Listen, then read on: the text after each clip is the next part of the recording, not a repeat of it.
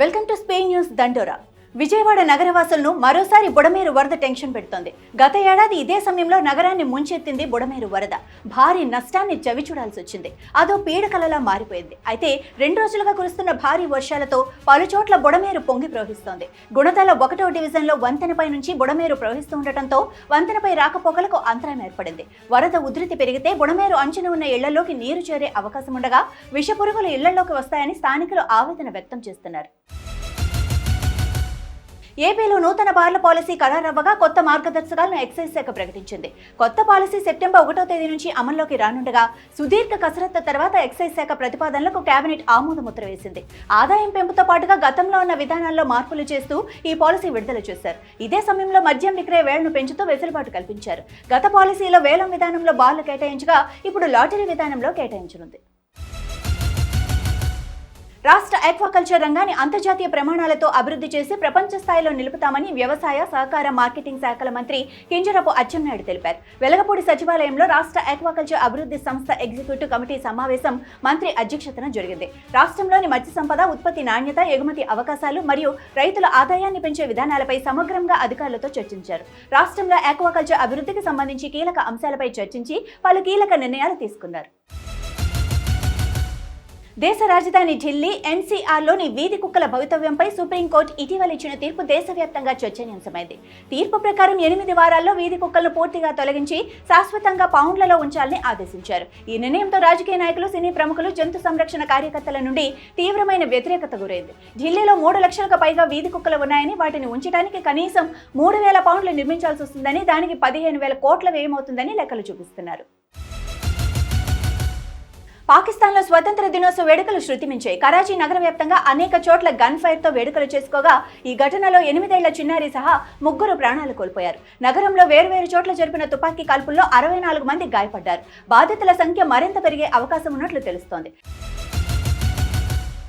America మాజీ అధ్యక్షుడు Donald Trump భారత్పై భారీగా సుంకాలు విధించడం ఒక పెద్ద వ్యూహాత్మక తప్పిదమని ఆయన మాజీ జాతీయ భద్రతా సలహాదారు జాన్ బోల్టన్ తీవ్రంగా విమర్శించారు. ఇది ఇరు దేశాల మధ్య ద్వైపాక్షిక సంబంధాలను దెబ్బతీస్తుందని, కీలక భాగస్వామి అయిన భారత్ను అనవసరంగా రెచ్చగొట్టడమేనని ఆయన అభిప్రాయపడ్డారు. రష్యా నుంచి చమురు కొనుగోలు చేస్తుందన్న కారణంతో భారత్పై ట్రంప్ ఏకంగా 50% సుంకాలు విధించిన విషయం తెలిసిందే. ఇందులో 25% కేవలం రష్యా చమురు కొనుగోలుకు జరిమానాగా చేర్చారు. అమెరికా అధ్యక్షుడు డొనాల్డ్ ట్రంప్ రష్యా అధ్యక్షుడు వ్లాదిమిర్ పుతిన్ కు గట్టి హెచ్చరిక జారీ చేశారు. ఉక్రెయిన్పై యుద్ధం ఆపకపోతే తీవ్ర పరిణామాలు తప్పవని స్పష్టం చేశారు. ఈ వ్యాఖ్యలు అలస్కాలోని యాంకరేజ్ లో జరిగే శిఖరాగ్ర సమావేశానికి ముందు వెలువడగా ఈ సమావేశం ప్రపంచవ్యాప్తంగా ప్రత్యేక ఆసక్తిని రేపింది.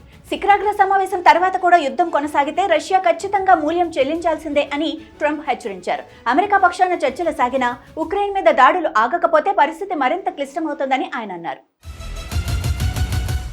పహల్గామ్ ఉగ్రదాడి తర్వాత ఉగ్రవాదంపై పోరాటానికి గట్టి మద్దతిచ్చిన సింగపూర్ను రాష్ట్రపతి ద్రౌపది ముర్ము ప్రశంసించారు. ప్రపంచం అనిశ్చితిని ఎదుర్కొంటున్న ప్రస్తుత పరిస్థితుల్లోనూ భారత్, సింగపూర్ల వ్యూహాత్మక భాగస్వామ్యం వికసించడాన్ని కొనియాడారు. 2 దేశాల మినిస్ట్రియల్ రౌండ్ టేబుల్ సమావేశాల్లో పాల్గొనేందుకు వచ్చిన సింగపూర్ ఉప ప్రధాని గామ్ కిమ్ యాంగ్ నేతృత్వంలోని బృందం రాష్ట్రపతిని కలిసింది. Act east policy, Mahasagar vision, Indo Pacific విజన్లలో సింగపూర్కి కీలక భాగస్వామి అని ఈ సందర్భంగా రాష్ట్రపతి పేర్కొన్నారు. దేశంలో ఓటరు జాబితాల తయారీ, సవరణ కసరత్తును చేపట్టే అధికారం ఎన్నికల సంఘానికి ఉందని సర్వోన్నత న్యాయస్థానం పేర్కొంది. ఓటరు జాబితా జడ పదార్థమేమీ కాదని, నిరంతరంగా మార్పులు చేర్పులు జరుగుతూనే ఉంటాయని స్పష్టం చేసింది. బీహార్లో కొనసాగుతున్న ప్రత్యేక ముమ్మర సవరణ సవాల్ చేసిన పిటిషన్లపై విచారణ జరిపిన ధర్మాసనం గతంలో రాష్ట్రంలో నిర్వహించిన ఓటరు జాబితా సవరణ సమయంలో 7 ధృవపత్రాలని అనుమతించారని, ఎస్ఐఆర్లో ఇప్పుడు 11 పత్రాలను పరిగణలోకి తీసుకోవడం ఓటరు అనుకూలమే కదా అని పేర్కొంది. ఈసారి స్వతంత్ర దినోత్సవ వేడుకల్ని ఆపరేషన్ సింధూర్ విజయోత్సవంగా నిర్వహించనున్నారు. ఇందులో భాగంగా ఆగస్టు 15న దేశంలోని 140 ప్రముఖ ప్రదేశాల్లో సాయుధ, పారామిలిటరీ దళాల అధికారిక బ్యాండ్ల సంగీత ప్రదర్శన నిర్వహించనున్నాయి. ఆపరేషన్ సింధూర్ విజయానికి ప్రతీకగా ఈ ఏర్పాట్లు చేశారు. ఈ ప్రదర్శనలు నిర్వహించి దేశ పౌరులకు అద్భుత అనుభూతిని అందించనున్నట్లు రక్షణ శాఖ పేర్కొంది. ఈ వేడుకల ఆహ్వాన పత్రికపై ఆపరేషన్ సింధూర్ లోగోను, అద్భుత ఇంజనీరింగ్ నిర్మాణంగా నిలుస్తున్న ప్రతిష్టాత్మక చినాబ్ బ్రిడ్జి రేఖాచిత్రాన్ని ముద్రించారు. రాష్ట్ర పర్యాటక ప్రదేశాలకు వచ్చే పర్యాటకుల భద్రత కోసం ప్రత్యేకంగా టూరిస్ట్ పోలీస్ యూనిట్లు ఏర్పాటు చేయనున్నట్లు తెలంగాణ డీజీపీ జితేందర్ ప్రకటించారు. డీజీపీ కార్యాలయంలో పర్యాటక శాఖ, పోలీస్ శాఖల సమన్వయ సమావేశం ఏర్పాటు చేశారు.